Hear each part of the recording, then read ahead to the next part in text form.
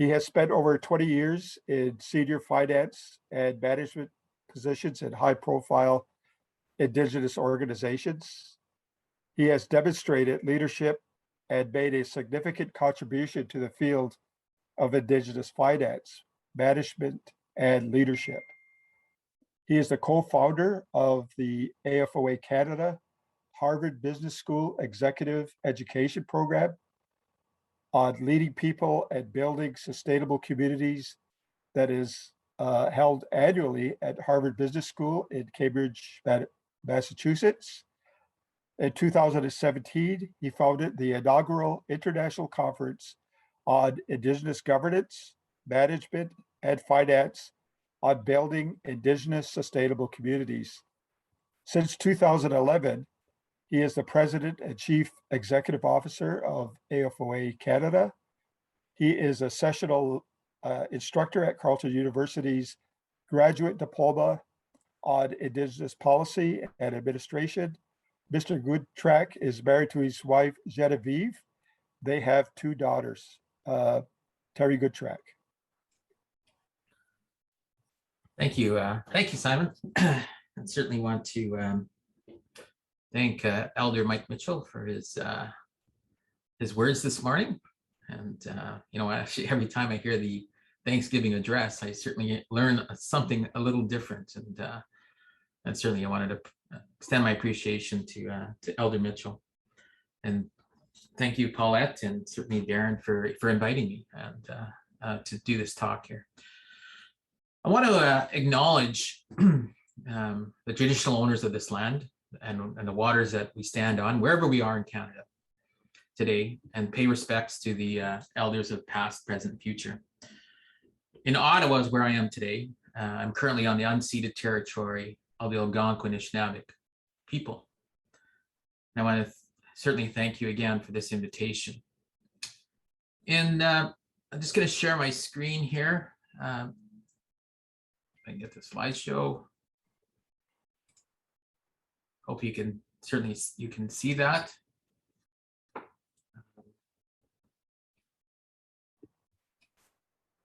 Yeah, we can see it. Yeah, I'm just going to, okay. So in today's discussion, I would like to talk about 2 events, to start this out with 2 events and what they may tell us as we move forward into the future.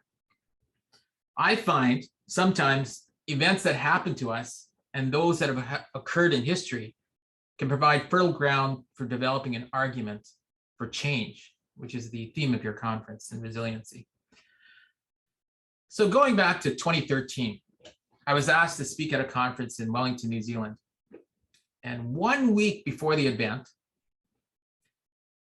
there was a 6.5 earthquake that rocked central New Zealand.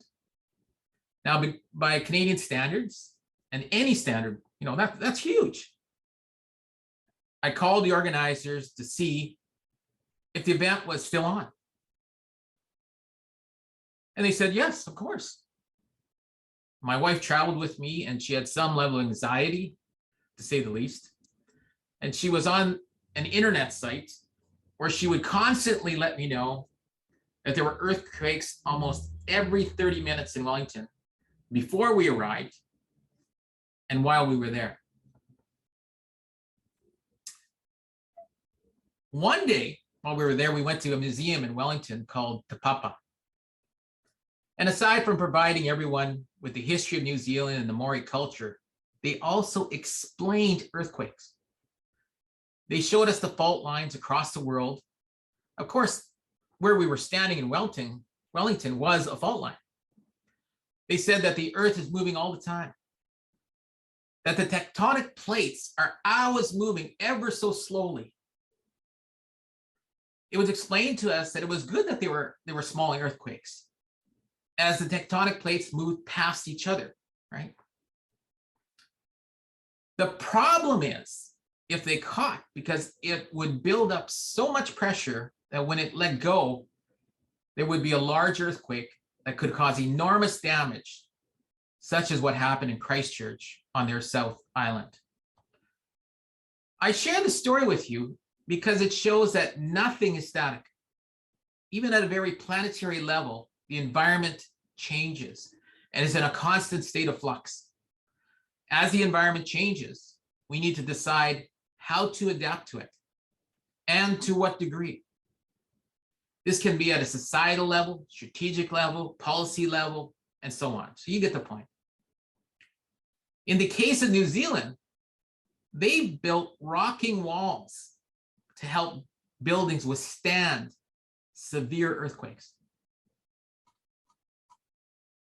I think that we can also look back into history, to the Mayan civilization, to see if we don't change our practices enough, entire civilizations can perish.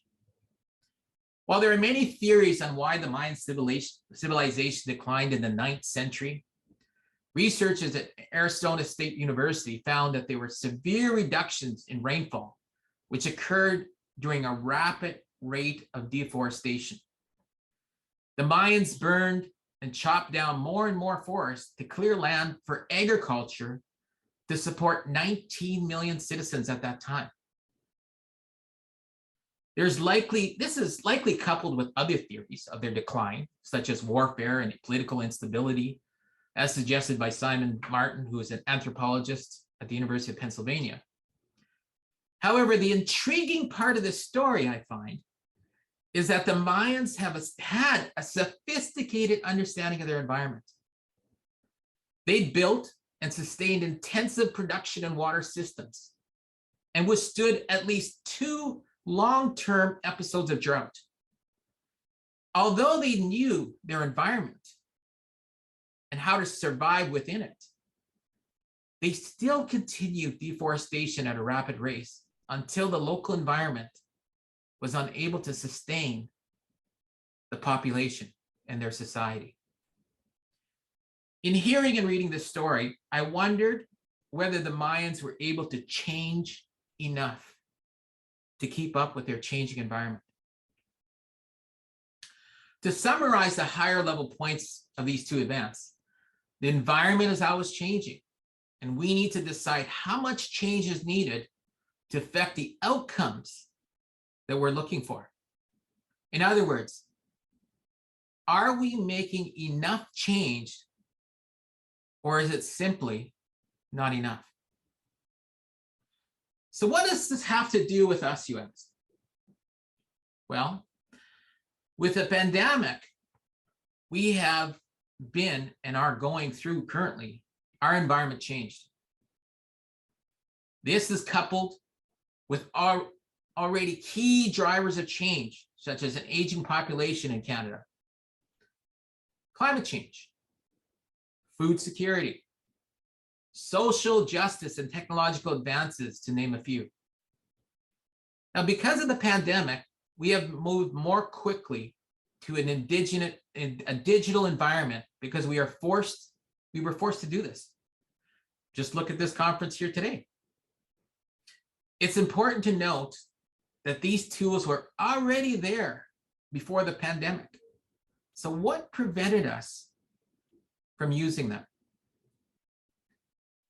As the pandemic started at AFOA Canada, we quickly moved to a virtual environment. Most of our staff already had VPNs and could work remotely. We did have to purchase additional laptops and ensure staff were ergonomically set up at home. Our training went into a virtual environment. We began delivering our certified programs and workshops in this environment. I mean, we certainly had the luxury of connectivity, which many of our communities don't. Our challenge were how to manage processes in that type of environment. This ranged from signing contracts to managing staff by output opposed to time. It became apparent that some people worked well in that type of environment, while others needed more support. But overall, it was clear we needed to upgrade our staff skills in digital literacy, and we needed to peel away that onion. Now, while these challenges are important to manage an organization, in my mind, the bigger issues to consider is how has the environment changed, and how are we changing with it? Or is it simply not enough? At AFOA Canada, I wonder, how are we creating a resilient organization that will better serve our members going forward? At a national and global level, we are seeing more of a presence of a digital economy. That was talked about just earlier here by your two vendors, by David and Marie. And this digital economy is part of a changing economy overall. And while it has been around for a while with websites, cloud computing, blockchain, artificial intelligence, and an Internet of Things, the pandemic has brought the digital economy to the forefront. It gave rise to digital platforms such as Shopify, Amazon,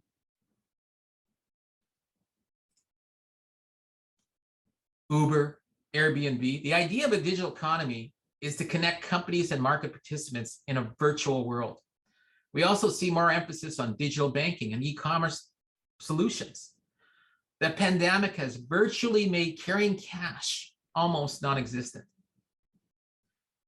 So what does this mean for Indigenous communities across Canada? In the more recent AFOA Journal for Aboriginal Management, we just released here this month, Denise Williams, who's the CEO of the First Nations Technology Council, wrote that as of 2020, just 1/3 of First Nations on reserve households in Canada have access to the CRTC internet speed targets of the 50 Mbps for downloads and so forth. She argues that digital inequity is disproportionately impacting Indigenous people. In RBC's World Bank Thought Leadership Report, Building Bandwidth, Preparing Indigenous Youth for a Digital Future, they wrote that when it comes to foundational skills, Indigenous youth are confident in their abilities, from critical thinking to communication to collaboration. Indigenous youth rated their skill set near the same level as their non-Indigenous peers.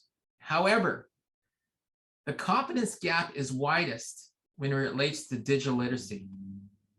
There is a 13 percentage point gap, according to that survey.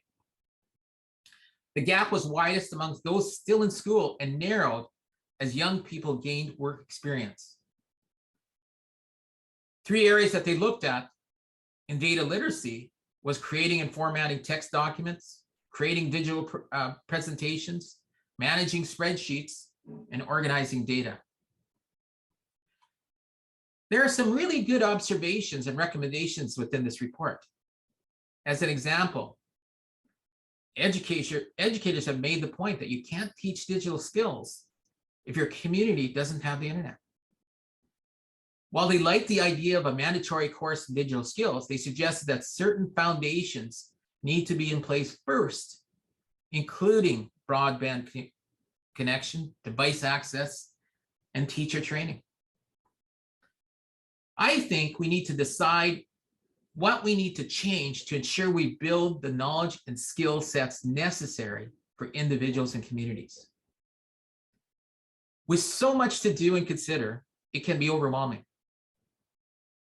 I take the point yesterday of Chief Emily of Ton. Above all else, we need to teach our children of being proud of who they are.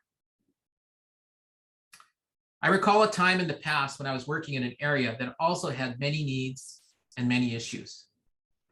My boss at the time and I discussed the possibility of what item to focus on that has the most impact. In other words, what string can we pull on first that had the potential to bring most items forward along with it? This is a question I leave for you, which is based on your community. I did like the shared stories by the panel yesterday. I think each panelist discussed what their community or organization is choosing to work on. I also take the message by Maureen Johns on putting their efforts on what they can change and control. There are many areas that need to be addressed, in this area. There are infrastructure issues. The connectivity is important to future, and that infrastructure investment needs to be made. There are educational needs. We need to develop the digital skills of an elementary and secondary level. We need to continue to develop digital skills at post-secondary institutions and the workplace. We also need to develop business skills, entrepreneurial skills, because after all, we need to transform toward economic and social prosperity for all of our communities. There are work integrated learning needs. We need to think of different ways to increase these skills, whether they be a work integrated learning program or micro certifications that ladder to certain key competencies.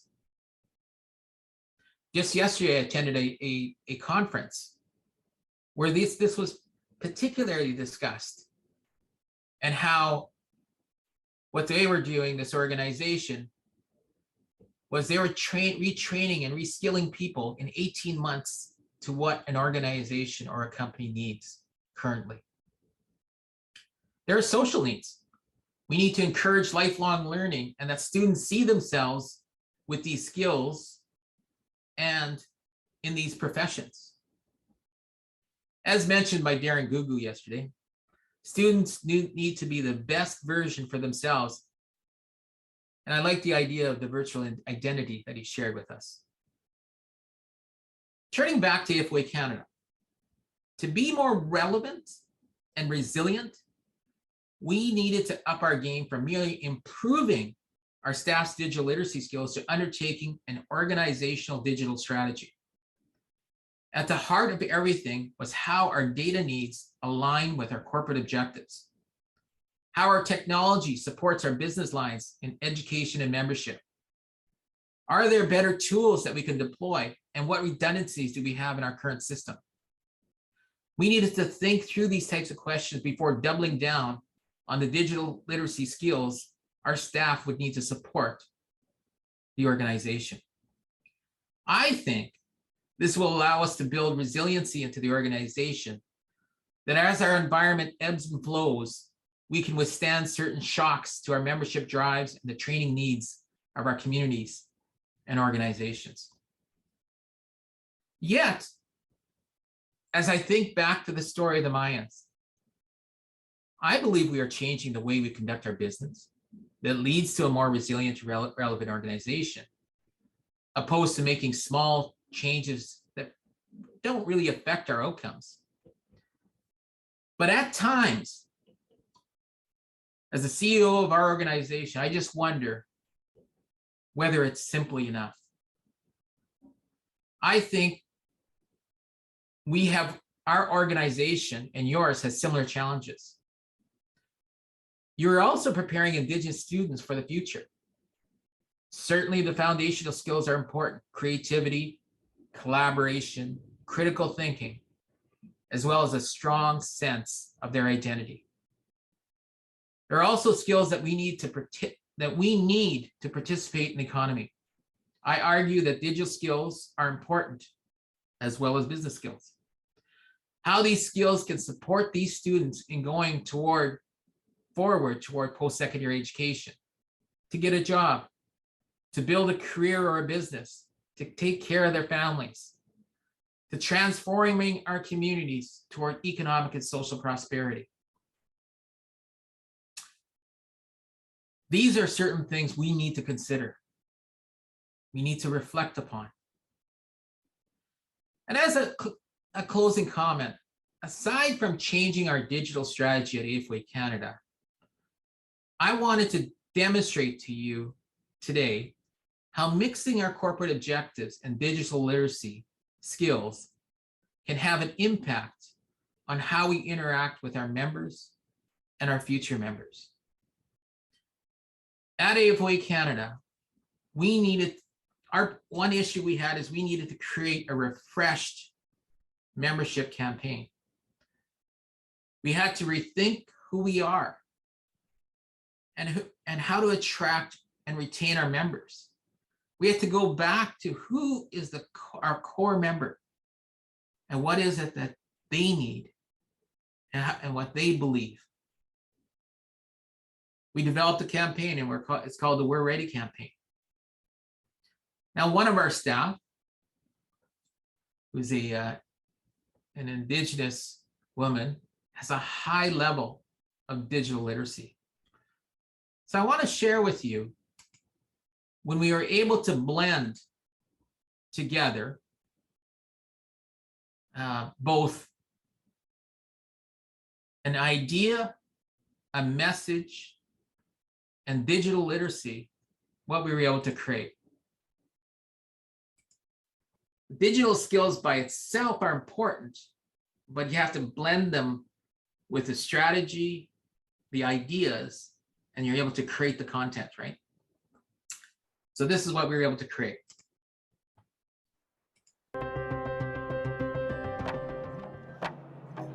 Throughout our history, Indigenous peoples have been excluded from participating in the socio-economic fabric of Canada.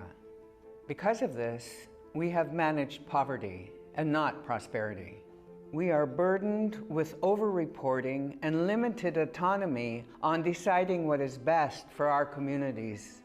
We have unequal access to capital, to justice, and to technology. The story of Indigenous people is one of resiliency and endurance despite all barriers. How it will continue to unfold is up to you. But I'm here to tell you that the greatest story has not been told yet. We are the ancestors of tomorrow. If future generations look back to this time, how would you have written this chapter? Can you imagine a future where your community is thriving and prosperous? A future based on our way of life and the way the Creator intended for us to live. A future with more support, more resources, more training, and more autonomy. At AFOA Canada, we know what it takes to succeed, and we're ready to help. We support the day-to-day needs of Indigenous professionals so you can focus on what you do best. You can do it all. We're ready and here to help. Join AFOA Canada. Realize your dreams. Lead your community. There's no limit to what you can achieve. Visit www.afoa.ca and discover all that you can do. So I'd leave you with this thought. Our environment is always changing, and it's incumbent upon us to, I think as managers, as educators, to keep pace with that changing environment. But when we do this, we have to decide, is the change enough, or is it simply not enough? Because as we go forward right now, some of the skill sets that are needed in the economy, the new economy, we need to ensure that we prepare for it and prepare our students for it. Because what you guys do, especially in elementary and secondary education, certainly affects the workforce of tomorrow, and it blends into what we do and ensuring that we continue to develop those skills. The earlier they develop, I think, digital skills and certainly business skills, the better I think it is moving forward. So I'll end there. Thank you very much for listening my ways. All my relations.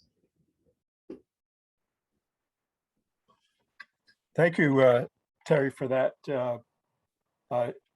You were so efficient. You have a few more minutes left. I don't know if Paulette has anything to. I could see her face smiling, and maybe 5 minutes for Paulette. Dr. Tremblay. Yahweh, Simon, Brakpe. Terry and I have worked together for a really long time, and I have found that he is always thinking. He's always thinking about what he can do to improve and enhance his organization and make the lives of our peoples across the country better. And I think that he's very thoughtful. And I think in this presentation, we heard some wonderful thinking. And he has asked us to, and challenged us to be part of that thinking in terms of digitization and what we're teaching. Is it enough? In addition, for FNEAA as an association, we do similar work. However, our vision and mission requires that we build the knowledge of identity from First Nations perspective. We have to really take it seriously to develop that part of who we are, because it is missing. It hasn't been done well, which was eloquently stated in the video that was created using all of the ideas and the digitization and the messaging. It came across exceptionally well.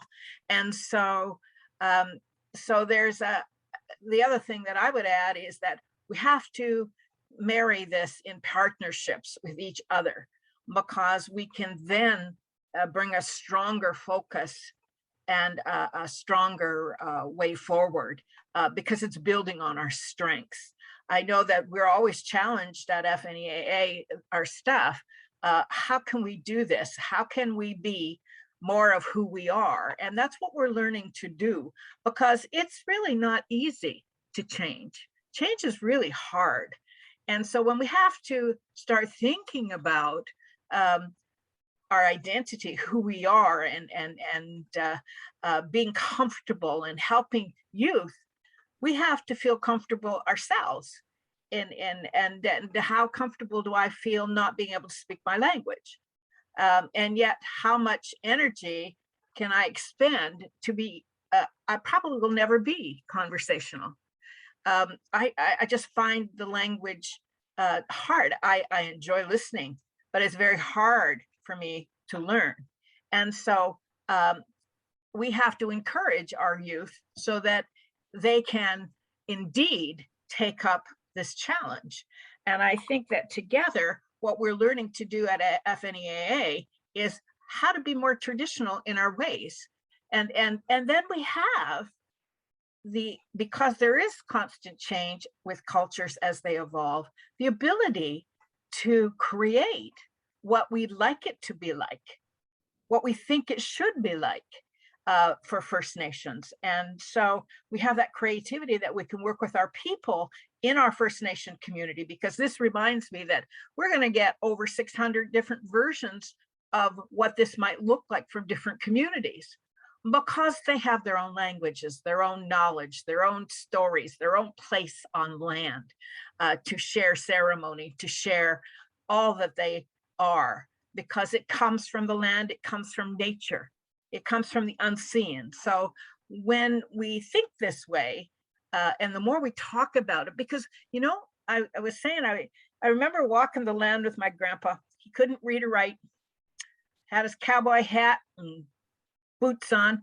and we'd walk the land and we'd be fishing or hunting, and we'd give thanks and use every part of the animals. And he couldn't read or write, and he felt limited by that, but he knew who he was. And he had the confidence to share that with me. And so I feel we don't talk about those little lessons because we take them for granted. It's just who we were. And we now need to just step aside from, it's not being humble is important, but speaking your truth, speaking what you know about who you are as a First Nation person, as an Indigenous person, as a Mohawk woman, it's important to let people know, because other people have not had that journey. They have not had that experience. And so challenging us to take the business ideas, challenging us to work with our people, engage with them, to help them understand how we might move things forward, based on the community, based on the families, based on the individual, based on the whole. What's the best for the collective in terms of taking control of education and taking control of communities in a self-determining way. And I think we have all similar messages. We're just interpreting them based on our own experiences. And so I want to say now go to Terry. He's been a wonderful spokesperson for us today. And he's been a wonderful friend to AFOA Canada and to me. And so I want to thank him for all of that, because I think that all that he says resonates in a positive way to help the collective and our people move forward. Yahweh. Hey, thank you. One of the final words that Terry spoke was all our relations, and it just reminded me that, you know, we're all connected. We're connected as associations, as people. We're connected to the land, but also Terry reminded us that we're all connected to the world, to the systems that we use, the structures. So thank you both for those words.